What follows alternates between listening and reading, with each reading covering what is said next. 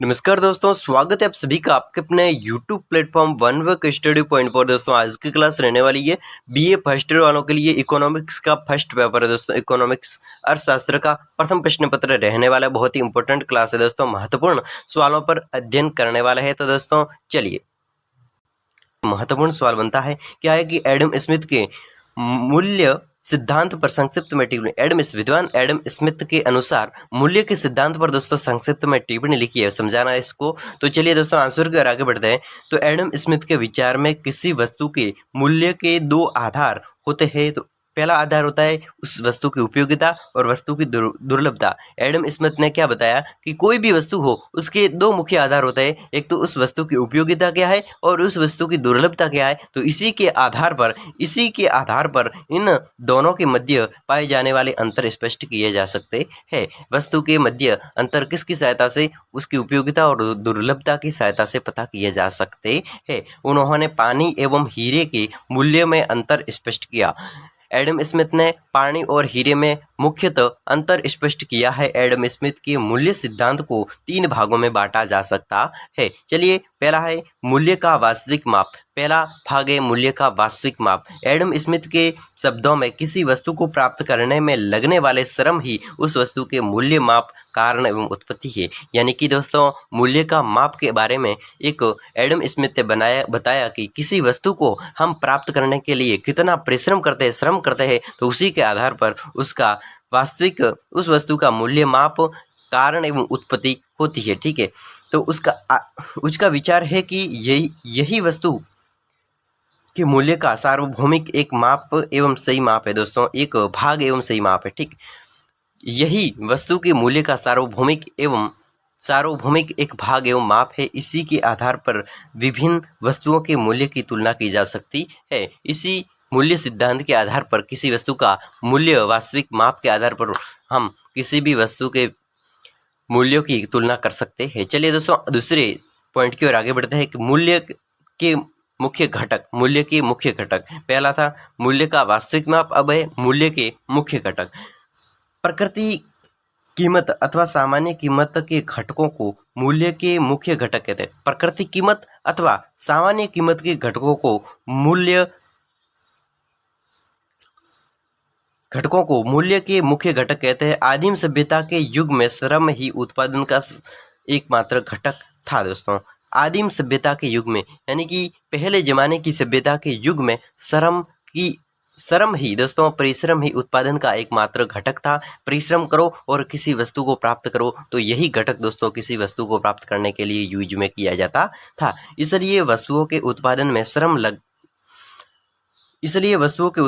श्रम लागत के आधार पर ही उसके सापेक्ष मूल्य निर्धारित होते थे, किंतु कालांतर यानी काल के अंतर में वस्तुओं के मूल्य निर्धारण में श्रम लागत के स्थान पर उत्पादन लागत सिद्धांत प्रतिपादित किया गया। दोस्तों जैसे जैसे कालांतर समय में अंतर आता गया, समय बढ़ता गया, तो उसमें वस्तुओं के मूल्य निर्धारण में यानी कि वस्तुओं का मूल्य किस आधार पर, वस्तुओं के मूल्य निर्धारण में लागत के स्थान पर यानी कि उसका लगान, उसका जो पैसे लगते थे उसके स्थान पर उत्पादन लागत सिद्धांत प्रतिपादित किया दोस्तों। ठीक है, अतः उन्होंने ये बताया कि कुल उत्पादन लागत में श्रम के अलावा हमारा कितना कुल उत्पादन है उसमें लागत का श्रम के अलावा भूमि का लगान,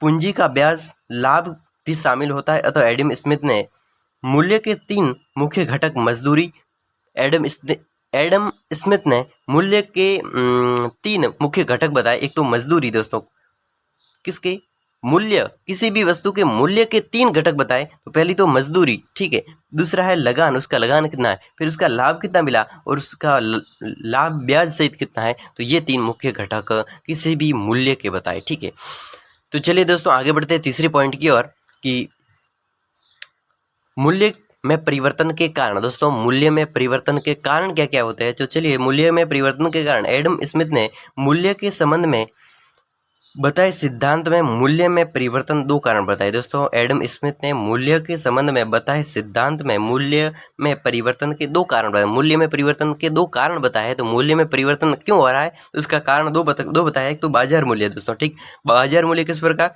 बाजार मूल्य का अर्थ है वस्तुओं की प्रचलित बाजार कीमत से, वस्तुओं की प्रचलित बाजार कीमत कितनी है तो उसी के आधार पर दोस्तों मूल्य परिवर्तन होता है।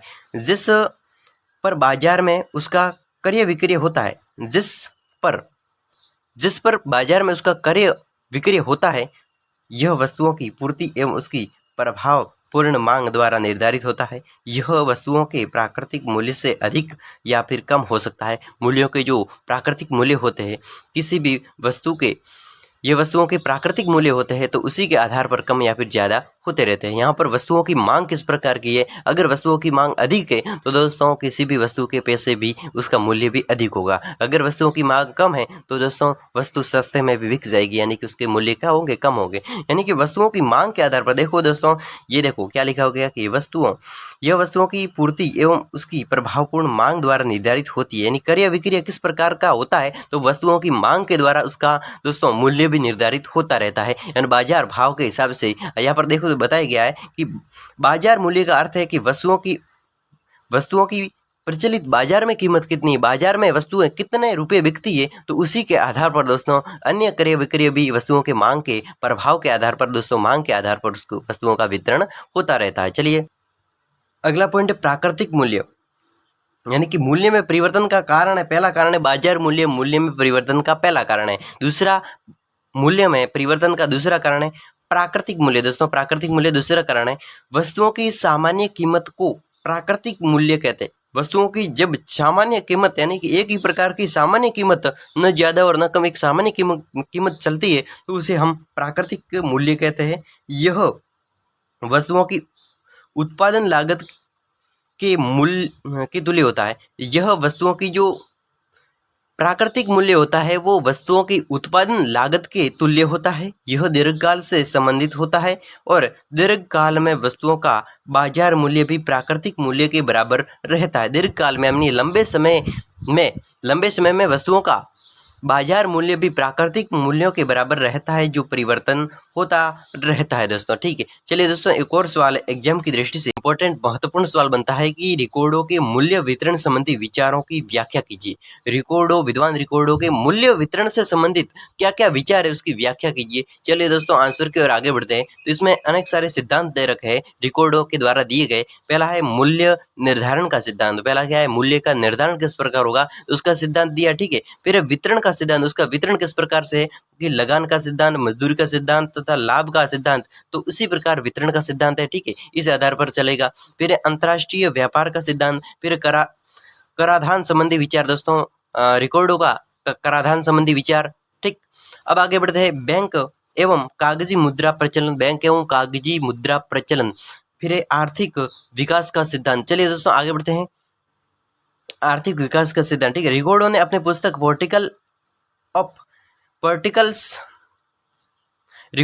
पुस्तक principles of political economics and taxonomy में लिखा है कि एक प्रकार का भार है, अतः कर। रिकॉर्डो ने अपनी पुस्तक में लिखा है कि कर किसी भी वस्तु का कर होता है, उस पर लिया जाने वाला कर है वो एक प्रकार का भार है, अतः कर इस प्रकार का होना चाहिए कि आर्थिक व्यवस्था में पूंजी संचय पर उसका बुरा प्रभाव पड़े। दोस्तों बुरा प्रभाव पड़े, तो इस प्रकार का कर होना चाहिए कि जो किसी भी अर्थव्यवस्था में पूंजी के संचय, अगर पूंजी का संचय हो रहा है तो उस पर एक बुरा प्रभाव पड़ना चाहिए, तो इस प्रकार का कर होना चाहिए।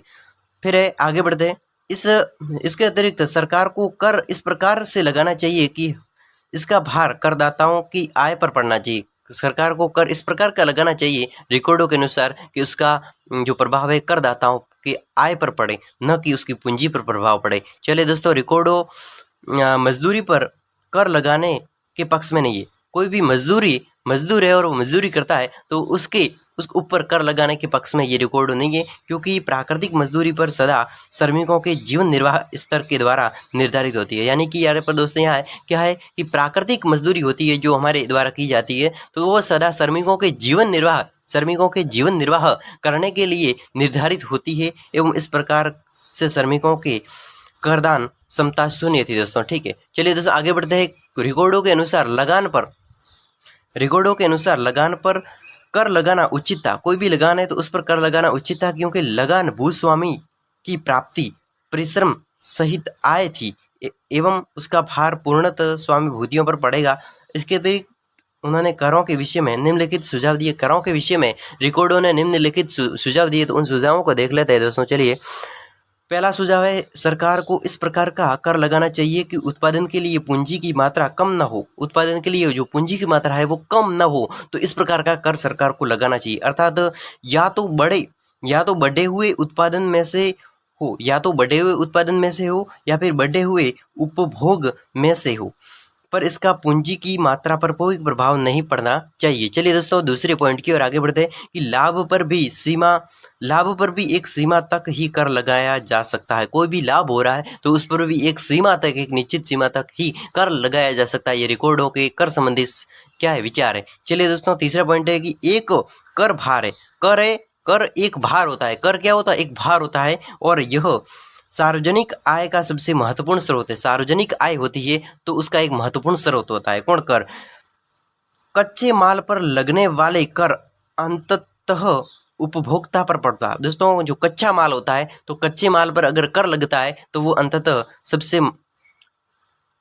अंततः उपभोक्ता पर दोस्तों इस कर का प्रभाव पड़ता है। दोस्तों, अगला पॉइंट है 5वां पॉइंट है कि निर्यातों पर छूट देकर, निर्यातों पर यानी कि कोई भी चीज़ निर्यात हो रही है यानी कि बाहर जा रही है, तो निर्यातों पर छूट देकर व्यापार एवं धन वृद्धि की जा सकती है। तो आयातों पर कर स्वतंत्र, यानी कि कोई भी वस्तु विदेश से अंदर आ रही, भारत में आ रही है, आयात हो रहा है, तो उस पर कर स्वतंत्र विदेशी व्यापार में बाधक हो सकते हैं। ठीक है, चलिए दोस्तों, अगले इंपॉर्टेंट सवाल की ओर डिस्कशन करेंगे। तो आज की क्लास में 2 महत्वपूर्ण सवालों पर डिस्कशन किया जो कि एग्जाम की दृष्टि से इम्पोर्टेंट थे।